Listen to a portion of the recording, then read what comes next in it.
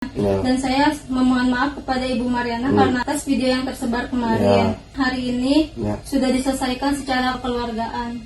Gitu.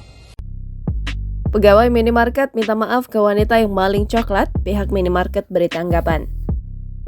Tengah viral sebuah video, seorang pegawai minimarket meminta maaf usai memergoki seorang wanita yang mengambil coklat tanpa membayar. Hal itu diketahui dalam unggahan Instagram undercover.id pada Minggu 14 Agustus 2022. Dalam video itu, pegawai wanita menyebut bahwa peristiwa yang terjadi hanyalah berupa kesalahpahaman. Tampak seorang wanita yang berseragam merah memberikan klarifikasi, ia berdiri di samping wanita yang kepergok tak membayar coklat itu. Dan saya memohon maaf kepada Ibu Mariana karena atas video yang tersebar kemarin. Hari ini sudah diselesaikan secara kekeluargaan. Gitu. Ia pun memohon maaf kepada wanita yang di sampingnya karena sudah memergoki bahkan sampai merekamnya.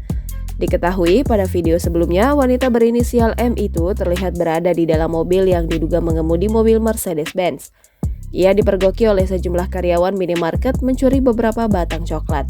Wanita itu pun mengakui telah mengambil coklat batangan, ia mengeluarkan coklat itu dari tas dan memberikannya kepada pegawai minimarket. Kemudian wanita itu pun keluar mobil dan menuju ke kasir untuk membayar coklat yang telah diambilnya. Terkait video yang beredar, pihak minimarket pun merespon atas kejadian yang kini viral itu. Iya, coba saya lihat dulu mana. Itu ada. Saya ambil. Iya, kenapa ibu nggak jujur? Ya udah sini.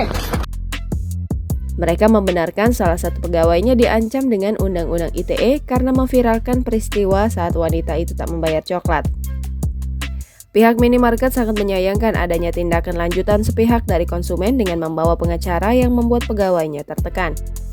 Mereka pun sedang melakukan investigasi internal lebih lanjut dan apabila diperlukan segera akan mengambil langkah hukum selanjutnya.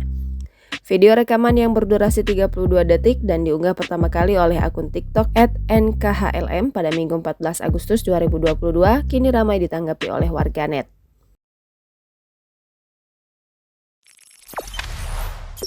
Jangan lupa subscribe, share, komen, dan like ya.